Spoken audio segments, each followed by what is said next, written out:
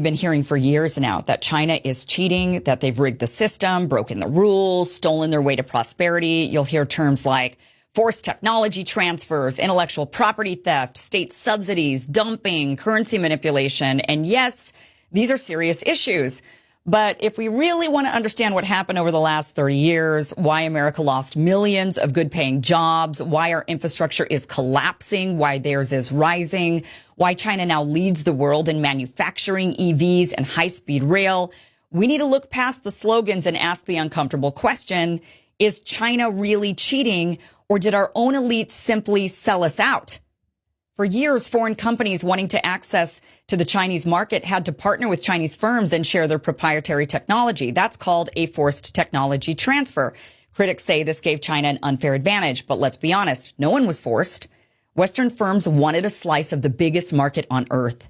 They willingly traded tech for profits. And China said, we'll let you in, but you have to teach us how to build. And we said, yes, over and over and over again, because our CEOs weren't thinking 20 years ahead.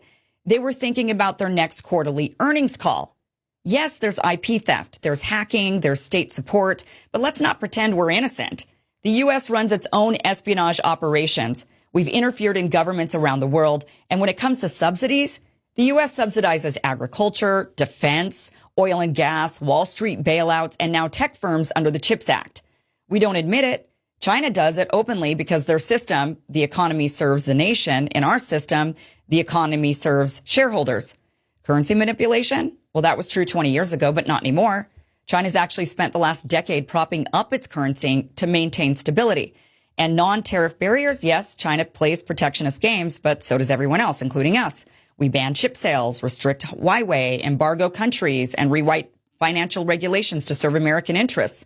The reality is this. China didn't steal our prosperity. Our own elites gave it away.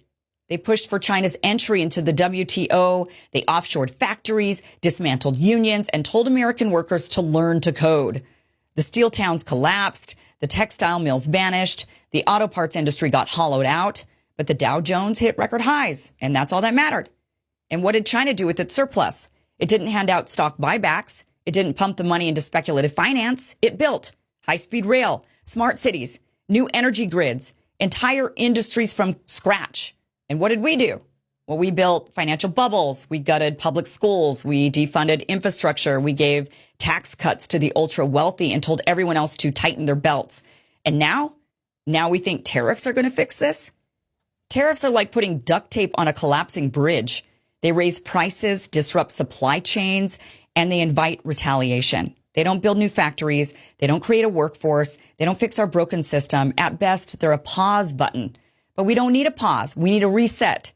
The only way forward is to rebuild this country from the ground up. That means a national industrial policy, one that actually names strategic sectors and invests in them long term. That means infrastructure on the scale of the New Deal, not pothole patchwork. It means vocational training, apprenticeships, and skilled labor being treated with the respect it deserves. It means breaking up the monopolies, punishing offshoring, banning stock buybacks, and rewarding companies that build here, hire here, and stay here.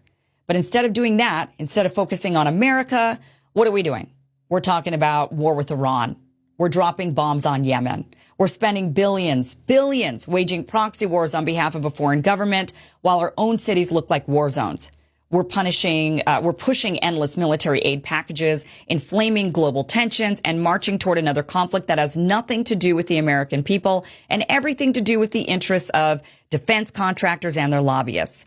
And when we're not trying to start a war, we're fantasizing about expanding our empire, making Canada a U.S. state, buying Greenland, stationing troops on every continent, guarding pipelines and mineral routes while our own border is a disaster and our veterans sleep in tents. This isn't America first. This is empire first, globalism first, elites first. If we really believed in putting America first, we wouldn't be policing the world.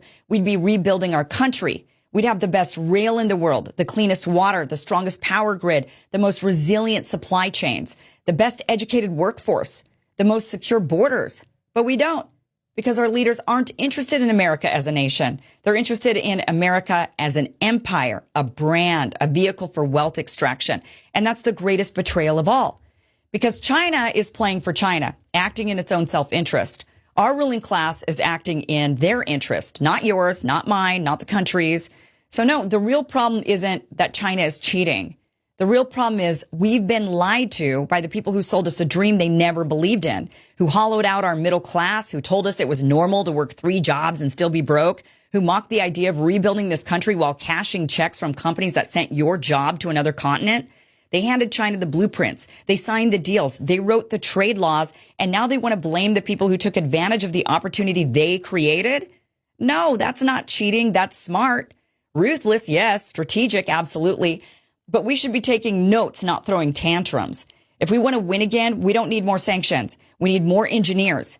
We don't need more aircraft carriers. We need more factories. We don't need another $1 trillion war. We need a $1 trillion investment in America, in workers, in cities, in families, in sovereignty. You want America to be great again? Then build. Stop chasing wars. Stop chasing distractions. Stop chasing empire. Bring it home and start again. That's the real America first. And it's the only way forward.